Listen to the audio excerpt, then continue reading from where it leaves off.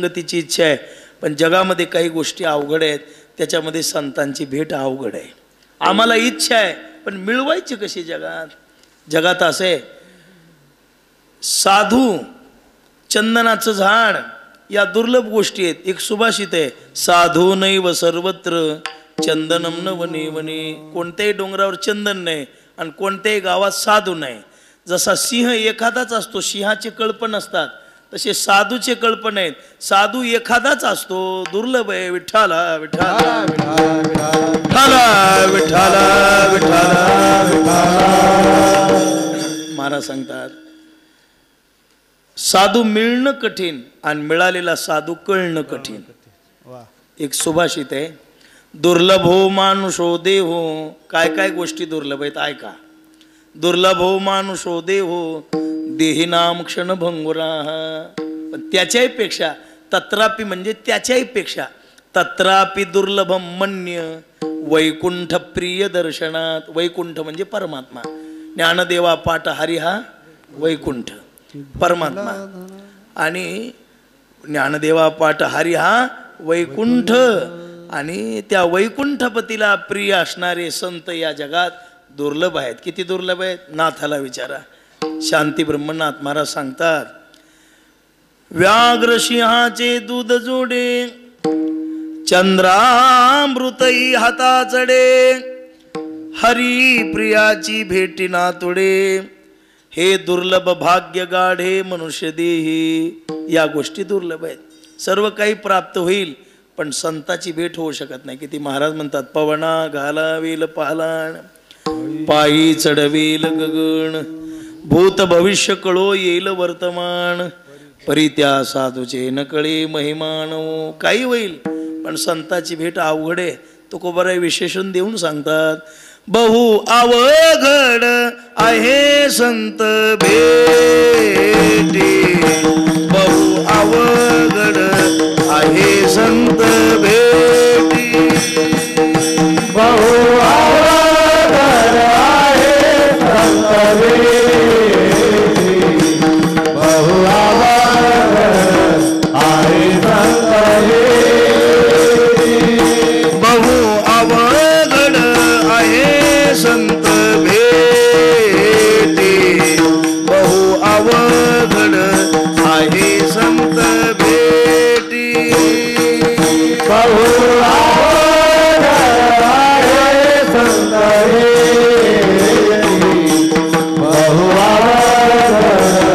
आहे संत भेटी. फार अवघड आहे साधूची भेट, फार अवघड आहे. साधू मिळणं कठीण आहे. चंद्रामृत पिता येईल, काही करता येईल, पण साधूची भेट होतच नाही का? मग होते. साधूची भेट होतच नाही का? होते. मग कुणाला होते? तुकोबाराला विचारा, ते सांगतील.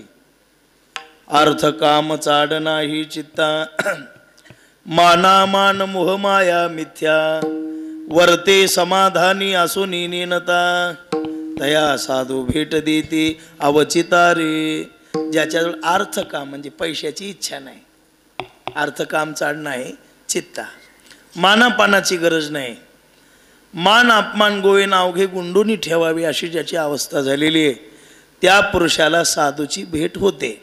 बरं महाराज, आता आम्हाला हे कळालं, साधूची भेट होते हे आम्हाला समजलं, पण साधूची भेट झाल्यावर साधू ओळखायचा कसा आम्हाला ते सांगा. येत कदाचित आमच्या भाग्यानं बहुनाम जन्मना म्हणते अवघड आहे. हे तो विषयाची दाट झाडी माझी काम क्रोधाच्या साकडी चुकावून आला पहाडी सदवासनीच्या. असं करत असताना येत कदाचित आम्हाला साधू पुरुषाची भेट झालीच. भेट झाल्यानंतर आम्ही ते साधू ओळखायचा कसा? साधूचे लक्षण कोणते, बाह्य लक्षण कोणते, आंतरंग लक्षण कोणते, आम्हाला त्याचं चिंतन सांगा. विठ्ठला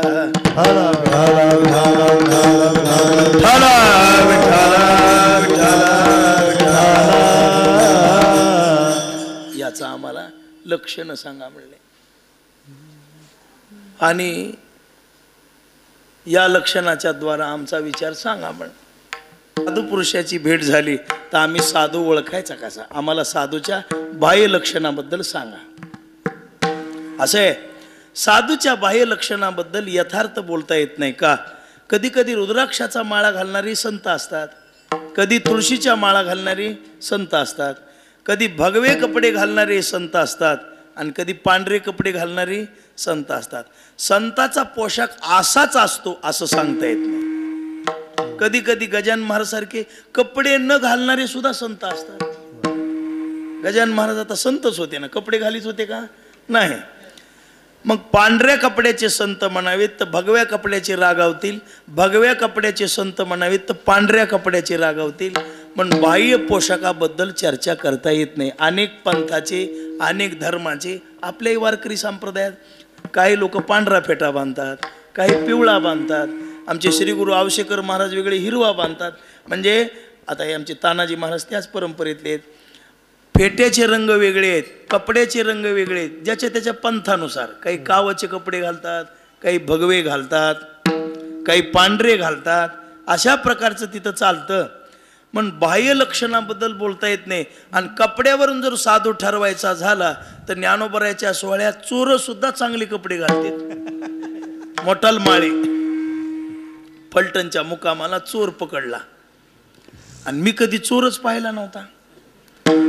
पोरं सांगत आले चोर पकडला, चोर पकडला, चोर पकडला. पाहायला गेलो तर एवढा माळी, धोतर नेसलेलं, शर्ट, कपडाला एवढा गंध लावलेला, इतकी लांब शेंडी.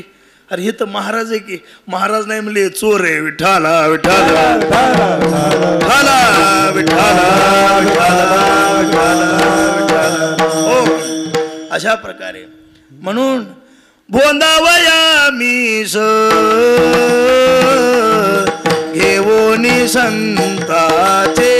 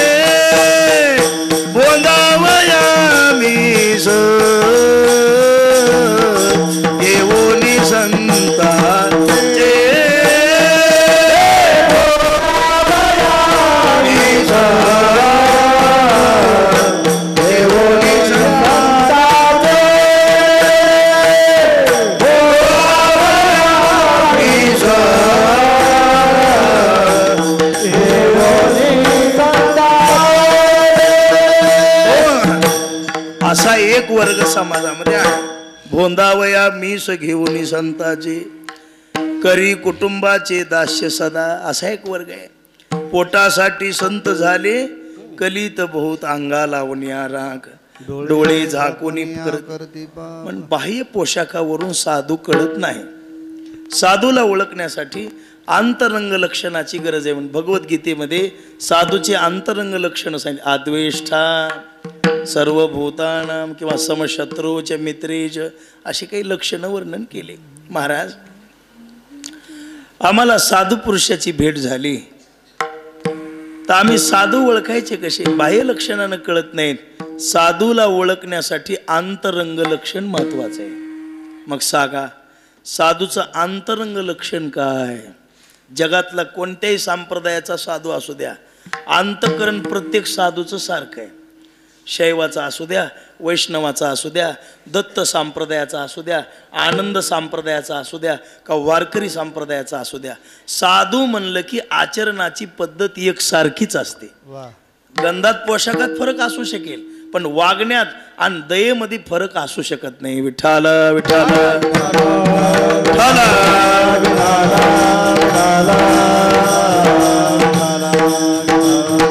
साधूचं जीवनच असं आहे, परोपकारासाठी येतात. बुडते हे जण न देखवे डोळा, येतो कळवळा म्हणून या, हे समाज बुडतो म्हणून येतात, कोण्यातरी संप्रदायाचा आश्रय घेऊन राहतात.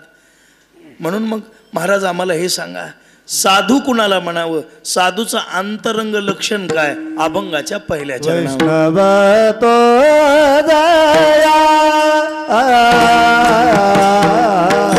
शाबास. वैष्णव तो टाळ वाजवा, टाळ टाळ.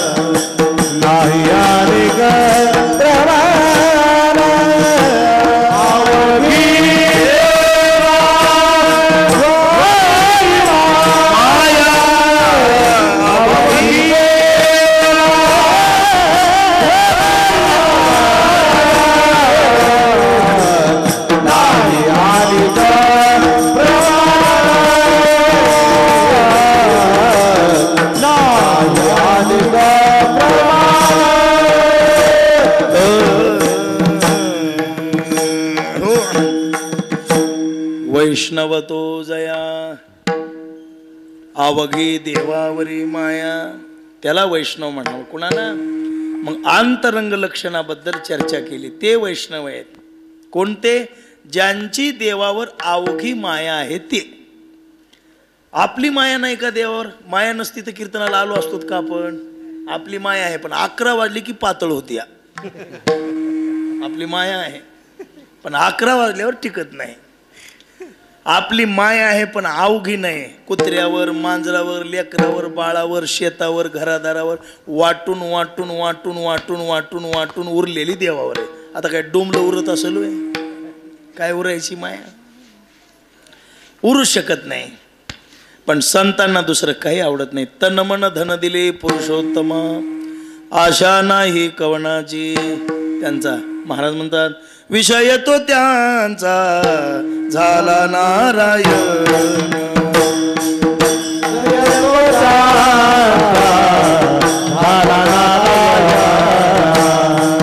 विषय तो त्यांचा झाला नारायण. विषय तो त्यांचा झाला नारायण. नावडे जलधार माता पिता, नावडे जलधार माता पिता. विषय तो त्यांचा झाला नारायण. विषय तो त्यांचा झाला नारायण. नावडे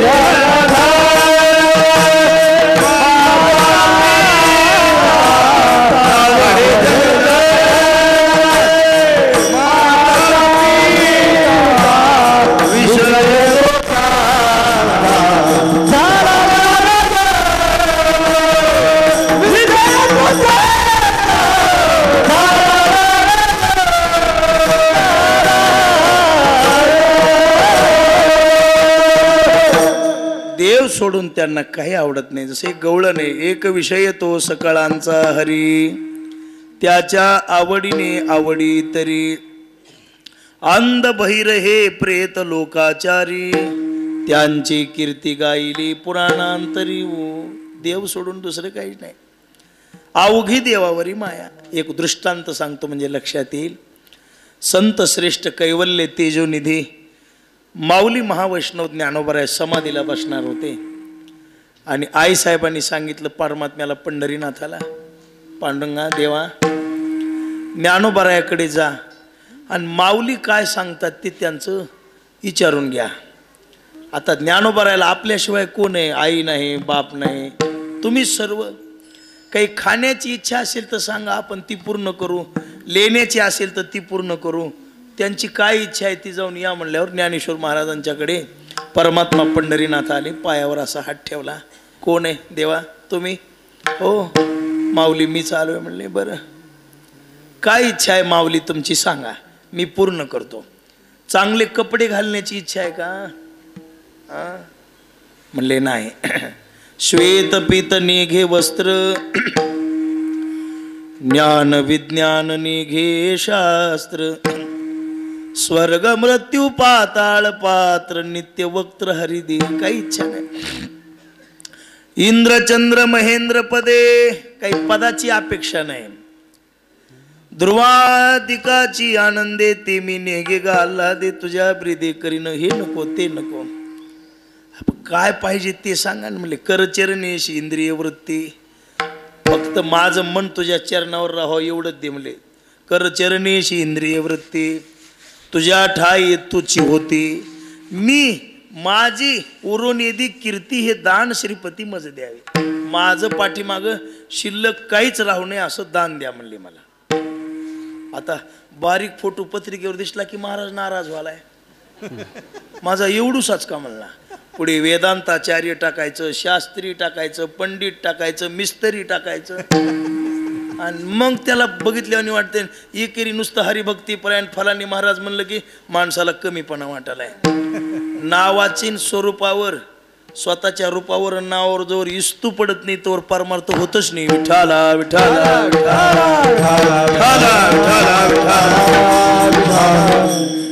हे नको ते नको. शेवटी ज्ञानोबराय म्हणाले काहीतरी सांगा. काय सांगावं? काहीतरी सांगा. अहो मग शेवटी देवानं शपथ घातली. ज्ञानोबराय तुम्हाला माझी शपथ आहे, काय आवडतंय ते सांगा. आता शपथ घातल्यावर आवड सांगावं लागली. काय म्हणले? सांगा. मग देवा शपथ घातलीस म्हणून सांगतो. बहु आवडशी जीवापासून या, तुला सोडून या जगात मला दुसरं काहीच आवडत नाही. तूच मला जीवाहून पलीकडे आवडतोस. आणि म्हणून ज्ञानदेव वैष्णव मोठा, विठ्ठल नामे मुक्त पेटा, ज्ञानदान घडे श्रेष्ठा, वैकुंठ वाटा संत गेले. याला म्हणायचं वैष्णव तो जया. देव सोडून ज्याला जगामध्ये काहीच मान्य नाही. प्रमाण म्हणजे काय? काहीच मान्य नाही. ज्याच्यामध्ये मान्यताच नाही, देवच आवडतो, बाकी काही आवडत नाही, तो संत आहे. विठ्ठला विठ्ठला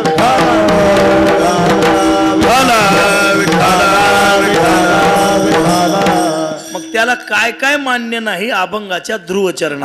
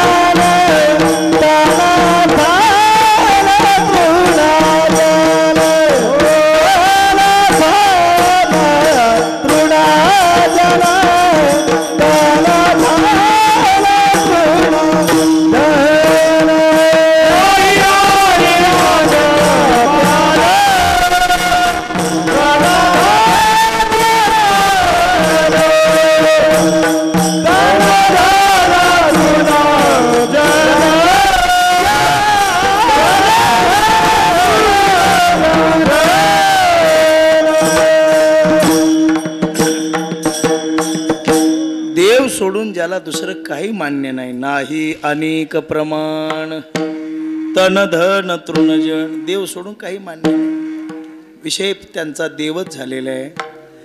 परमात्मा सुखाच्या पलीकडं जगामध्ये दुसरं कोणतं सुख नाही याचं ज्ञान त्यांना झालेलं असल्यामुळं ते देवावरच प्रेम करतात. आपलं प्रेम बाकीच्या वस्तूवर आहे, धनावर आहे, मानावर आहे, ज्ञानावर आहे, पदावर आहे, प्रतिष्ठेवर आहे, कपड्यावर आहे, शरीरावर आहे. नासका देह माहीत असून सुद्धा अर्धा घंटा धुतया. कीर्तनला येताना, कीर्तनला जरी जायचं झालं तरी मनुष्य नीटनेटके कपडे आहेत का, चेहरा व्यवस्थित दिसतोय का याचा विचार. मग प्रेम आहेच ना आपलं. पण महापुरुषाचं प्रेम शरीरावर नाही. ते शरीराला वापरतात का, या शरीराच्या द्वारा भजन घडतं म्हणून सांभाळतात. येणेची शरीरे शरीरा येणे सरी किंबहुना रझारे चिरापडे. या शरीराच्यामुळे आयुष्याच्या साधने सच्चिदानंद पदवी घेणे. या आयुष्यामुळे या शरीराच्या द्वारा हे प्राप्त होतं म्हणून या शरीराला सांभाळतात. पण याच्या आसक्तीत पडत नाहीत. आपल्या संप्रदायाचं ब्रीदवाक्यच आहे, देह जावो अथवा राहो. प्राण गेला तरी चालेल, देह गेला तरी चालेल, पण पांडुरंगी दृढ भाव. एक बार्शीला, आपल्या भगवंत बार्शीला एक महात्मे होऊन गेले, जोगा परमानंद म्हणून त्यांचं नाव होतं. भगवंताच्या मंदिरात त्यांची समाधी आहे बार्शीला. 41 दिवसाचा सप्ताह झाला बार्शीला. आता विश्वविक्रमी सप्ताह 41 दिवस चालला. आज का काल काला झाला. त्या भगवंताच्या मंदिरामध्ये ते जोगा परमानंद नावाचे सत्पुरुष होते. गावामध्ये आपला कष्ट करायचं, व्यवसाय करायचा आणि परमात्मा पंढरीनाथाची आपली भगवंताची सेवा करायची. पण त्यांचा एक नियम होता. काय नियम होता? घरापासून मंदिरापर्यंत लोटांगण घालीत जायचं. रोज देवाच्या दर्शनाला निघाली की असं लोटांगण घालीत जायचं. नियमाला महत्व आहे. नित्य नियम नामी ते प्राणी दुर्लभ लक्ष्मी वल्लभ तया जवळी. नियमाला महत्व आहे. एके दिवशी काय झालं, गावात एक सोळे विकणारा व्यापारी आला. सोळे विकणारा येवल्याला सप्त्याला गेल्यावर दादाला पटका आणला होता आम्ही, रेशमाचा. दादाला ते ह्याचा कशाचा म्हणतात त्याला, कोसली खोसल्याचा पटका आणला होता. त्यावेळेला 1900 रुपयाला. आता त्याची किंमत 7, 8, 9 हजारापासून गेली आहे बरं का. श्रीगुरु चैतन्य महाराज वगैरे बांधते तसे ते फेटे रेशमाचे. ते दादाला 1900 रुपयाला पटका आणला होता. घेऊन गेलोत. दादा हे तुम्हाला पटका आणलाय. अरे पटकाच कसा आणलाय म्हणजे, धोतर आणायचं, शर्ट आणायचं. म्हणलं ते माझ्या लग्नात घेऊ. बांधला नाही, कुठला तरी देऊन टाकला. माधव शास्त्री होते आंबेजोगाईचे, ते आले कीर्तनाला. दादा म्हणले एवढा भारी पटका असायला भारी डोकं बी लागतंय म्हणले आपलं. हे म्हणले दादा म्हणले माधव शास्त्री आंबाजोगाईकर होते, ते आले होते कीर्तनाला. ते पटका दादानं बांधला नव्हता, काही नाही, तशीच घडी होती ती. माधव शास्त्री सारख्या महात्म्याला पटका शोभतय म्हणले, तेला देऊन टाकला ते पटका. आपण घेतला नाही. माधव शास्त्री पटका नेला. मी आंबेजोगाईला गेल्यावर त्याचा पटका ते हाणला. त्याने बी बांधला नाही, तसाच नेऊन ठेवला. ते रोजच ते पटक्यापाशी मी बघायचं. मला म्हणले तुला आवडला का रे, जाय घेऊन म्हणले. पण हे सांगायचा मुद्दा म्हणजे हे महात्मे फार होते. भर साधं राहणीमान होतं, काही नाही. आंघोळ घालू लागलं की दादा तुम्हाला डोक्यावर थोडं तांब्या एखादा टाकू म्हणले. नको रे, नको नको म्हणायचे, पुन्हा टाक मग. साधे वेळे अशी माणसं आता होतील का बाबा जगात. किती प्रेम आहे. कीर्तन वगैरे सुटले फारच. आणि हे असायचे बघा, काकडा सुरू झाला की काकड्याला सुद्धा येऊन बसायची पाठ. काकडा सुरू झाला मनाला आलं की येऊन बसायची. गात्याच्या भजनाला त्यावेळेला असे भागवत नव्हते. रामायण सुरू झालं, प्रवचन सुरू झालं की येऊन बसायचे. आणि त्यांचं कीर्तन असलं की बऱ्याच वेळा त्यांचं कीर्तन असलं की सुपेकर महाराजाला करायला लावायचे. ते दोघं जण एका ठिकाणी कार्यक्रमाला असले त्या परिसरामध्ये. टोकवाडी, हे काय आमचे टोकवाडीकर आहेत, ते आंबलवाडी, नंदागौळ, इकडे संगूचीवाडी, असे काही लाडके गाव होते त्यांचे. मग ते कोणी एखादा कीर्तन करायला की त्याला ते कीर्तन करायला लावायचे. मुद्दा इथून भरजरी कपड्याला किंमत, ते सोळे विकणारा एक व्यापारी आला होता. आणि व्यापारी आल्यानंतर गावामध्ये सोळे वगैरे विकले. आणि विकल्यावर मंदिरामध्ये बसल्यावर जोगा महाराजांनी त्याला विचारलं, बाबा तुझं गाव कोणतं? मी अमुक अमुक गावचं आहे. बरं, जेवण वगैरे केलं का? नाही म्हटलं. मग चला आमच्या घरी जेवायला. मग त्यांच्या हाताला धरून घरी आणलं त्या सोळे विकणाऱ्याला. 2-3 दिवस त्याची सायसोय केली. जाताना त्याला असं वाटलं काहीतरी यांना द्यावं म्हणून, महाराज हे भरजरी सोळे घ्या तुम्हाला एखादं. जोगा परमानंद म्हणायला लागले, बाबा 2-3 दिवस मी तुम्हाला खाऊ घातलं, हे जर सोळं जर तुम्ही मला दिलं तर मोबदला घेतल्यासारखं होईल. पण घरातून बायकोनं पाहिलं आणि बायको म्हणायला लागली, काय आमच्या मालकाची बुद्धी आहे, आपल्याला गरीबाला असं सोवळं कधी भेटायचंय, देवाला द्याला आणि पदर नाही घ्याला, घ्या सोवळं. घेतलं सोळं. दुसऱ्या दिवशी बायको म्हणली, नेसून दर्शनाला जा. गुढीपाडवा होता, सोवळं नेसलं निघाले. पण नियमात चूक झाली. ते सोळं अंगात घातल्यामुळं त्या हे निर्माण झाला. आणि बायको म्हणली, रोजच्यासारखं लोळत जाऊ नका, भरजरी सवळ येते. लोटांगण घालीत जायचं तर उड्या मारीत गेली दर्शनाला. नित्य नियम चुकला. आणि भगवान परमात्म्याने सांगितलं रुक्मिणीला, रुक्मिणी ते जोगा यायलाय म्हणले, जोगा आल्यावर त्याला सांग मी घरी नाही म्हणून. जोगा परमानंद आले म्हणले, आईसाहेब देव कुठे आहेत? आईसाहेब बाहेर आल्या. जोगा तुझं देवाचं काही भांडण झालंय का रे? म्हणले आईसाहेब नाही, तुला बघून देव लपले, मला म्हणले की घरी नाही म्हणून सांग म्हणून. म्हणून मग तुम्हीच जा तिथे. हाक मारली, देवा काय चुकलं माझं? अरे काय सांगू म्हणले जोगा, तू नित्य नियमाला चुकलास, नित्य नियम तुझा चुकला. म्हणून या शरीरानं परमार्थामध्ये कुचराई केली म्हणून स्वतःच्या शरीरावर नांगर चलविला आणि मरायचा विचार. देवानं वाचवलं.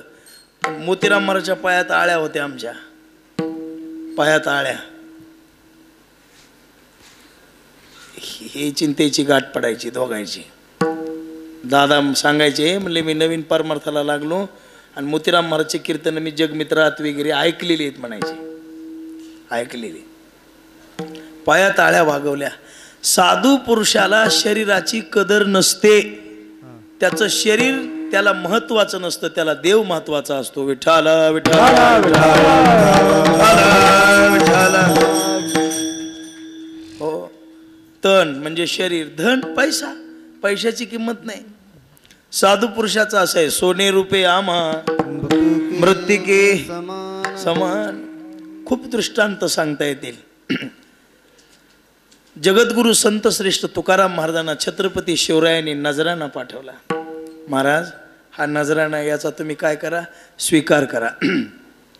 महाराजांनी राजाला सांगितलं, राजे तुमचं देवासारखं अंतकरण आहे आम्हाला मान्य आहे, पण आम्हाला याची आवश्यकता नाही. का नाही? आम्ही तेने सुखी म्हणा विठ्ठल विठ्ठल मुखी, तुमचे रवित धन ते मज मृत्तिके समान. आम्ही त्याच्यामुळे सुखी नाही, पैशानी सुख नाही. मग काय करा, तुम्ही माळ घाला, एकादशीचं व्रत करा, पंढरीची वारी करा, त्याच्यात आम्हाला सुख आहे. धनात मानात आम्हाला सुख नाही. विठ्ठला विठ्ठला विठ्ठला विठ्ठला विठ्ठला. महाराजांनी आणि धनावर प्रेम नाही, अर्थ काम चाड नाही चित्ता. का संताला माहित आहे प्रपंचात धन महत्वाचं आहे, पण परमार्थात त्याच्या वाचून काही आडत नाही. म्हणून खूप उदाहरणं सांगता येतील. जळोजी मळोजीचं उदाहरण आहे. पंढरी क्षेत्रामध्ये यात तुमच्या भागाचे होते ते ह्याचे होते सुताराचे, पांचाळ सुतार. लाकडी बांधकामाचं काम केलं पंढरपुरात. भिक्षा मागून आणायची, चंद्रभागेच्या पाण्याबरोबर ती खायची. एकदा आईसाहेबाला असं वाटलं, देवा इतका सुंदर सभामंडप त्यांनी बांधलाय आणि खाण्यापिण्या वाचून ते तरसायलीत, काय करा, त्याला काहीतरी द्या. रुक्मिणी ते घेत नाहीत ग म्हणले, मारुतिऱ्यासारखे आहेत ते. नको म्हणलं तरी सीतामाईनं माळ दिलीच नवरत्नाची, फोडून टाकली. काय झालं? तसं काही तू माझं ऐकत नाहीस म्हणले. राम अवतारातले मारुतीन हे तसेच आहेत म्हणले. बरं मग काय कर, पैसे दिल्यावर कोणी घेत नसते का? आता तुमच्या कुणाच्या मनात आलं मला सोन्याची अंगठी घालायची, तर मी काही नको म्हणणार आहे का? नाही कोणी काही घेणार नाही का देऊन तर बघा. नाही रुक्मिणी ते काही असे महाराज आहेत का ते निष्कामता निज असे आहेत ते. बरं देऊन बघ म्हणले. भगवान परमात्म्यानं टोपलं बरं सोन्याच्या मोहरा घेतल्या आणि दोघं भाऊ ओवरी झोपले होते महाद्वारात. उशाला आणून ठेवल्या आणि उशाला आणून ठेवल्यावर उशाला आणून मोहरात ठेवल्यानंतर जळोजी महाराज पहाटेच्या समयाला उठले आणि पाहिलं तर त्या मोहरा चमकायला लागल्या. आणि मग आपल्या भावाला म्हणले दादा उठा का आपल्या उशाला मांजर हागलंय म्हणले. आणि त्या टोपलं बर मोहरा घेतल्या आणि चंद्रभागेमध्ये नेऊन टाकल्या. साधू पुरुषाला धनाची आवश्यकता नाही. तन धन आणि समाजाची किंमतही ती करीत नाहीत का. तृणजन जग ब्रह्मरूप आहे असं मानतात पण समाजाच्या मनासारखं वागत नाहीत का. समाज असा आहे नी नांदीला नांदाय आणतोय आणि नांदणारीला पळवितोय. विठाला विठाला महाराज लोक तैसा ओक धरिता लोकायली काय महाराज. आपल्या मनाला जे वाटतंय ते करा. कोण नाराज होईल कोण काय. आपल्या ब्रह्मचारी राहिल्यावर निष्काम राहिल्यावर लोकांची मन जपायचे म्हणल्यावर मग संसारच केलेला बरं नाही का.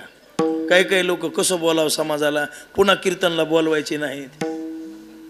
कोणी काही म्हणेल कोणी काही म्हणेल. कीर्तनात कीर्तनकार सासो त्याच्या म्हणण्यानुसार वागायचं सऱ्याने. नाकापेक्षा मोती जड नग आणि महाराजाचा कोणी कीर्तनात मालक नग. विठाला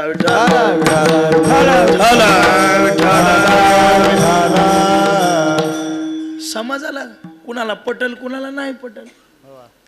पटलं ते ऐकल. तसं तर कलियुगात कोणीच घरला घेऊन जाईना झाले काहीच. इथंच झटकून चाले पुन्हा झालं. कलियुगात फक्त एवढंच आहे हरिनाम घडायले आणि अन्नदान व्हायले म्हणून फिरायचं. नाही तर कोण काही कीर्तन ऐकून सुधारायला का. कुणा चाराने बदल व्हायला का. कीर्तन ऐकून एखादी बाई जाऊन सासूला आजपासून तुम्हाला काही म्हणणार नाही म्हणाले. काही चाराने बदल दिसायला. इतक्या चिमण्या जमल्यात काही वागायत फरक नाही. पहिले पाडे 55च आहेत जगाचे. फक्त अशा संतांनी मार्ग दाखविलेत म्हणून भजन करायचं. विठाला समाजाकडे पाहून जर आपण वागायला लागलो तर महाराज म्हणतात आपला सगळा परमार्थ माती जाईल. म्हणून महाराजांचं प्रमाणे हरी तुका म्हणे आता ऐका वचन. तुका म्हणे आता ऐका वचन. तुका म्हणे आता ऐका वचन. तुका म्हणे आता ऐका वचन. तुका म्हणे आता ऐका वचन. तुका म्हणे आता ऐका वचन.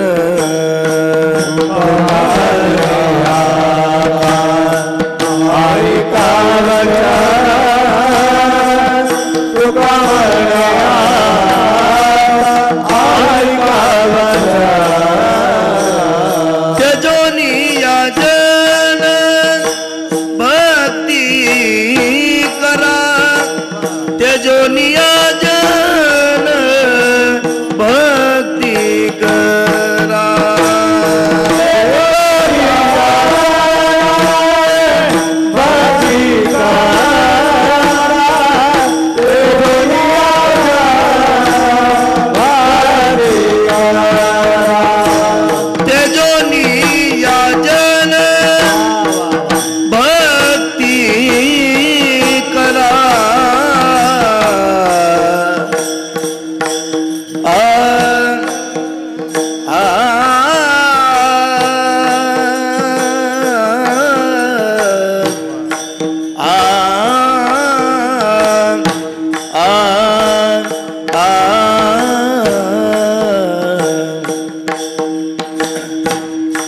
तेजोनी याजन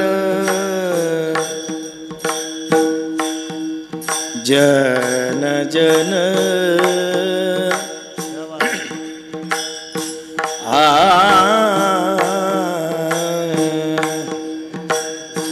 बोला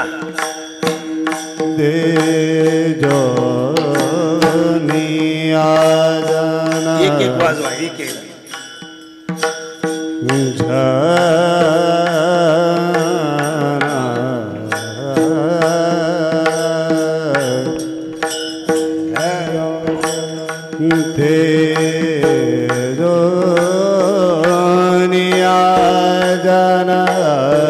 तसं नाही वजन बसलं पाहिजे स्वरावर तेजोनिया जना डाव मोठा आहे पण कामाचं. जाना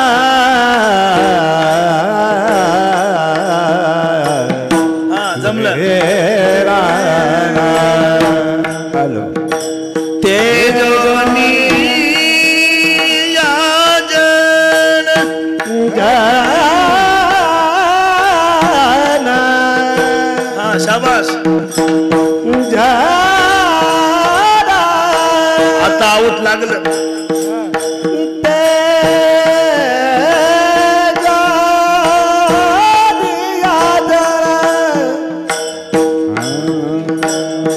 महाराज म्हणाले बाबा तुका म्हणे आता ऐका वचन तेजो नियाजन भक्ती करा समाजाचा त्याग करू नका पण लोकमताला किंमत देऊ नका काय करा आपल्या आपल्या अधिकार वाणीने आपल्याला जे आवडतं शास्त्राला आवडतं ते करा का लोकाला आवडतं ते करा शास्त्राला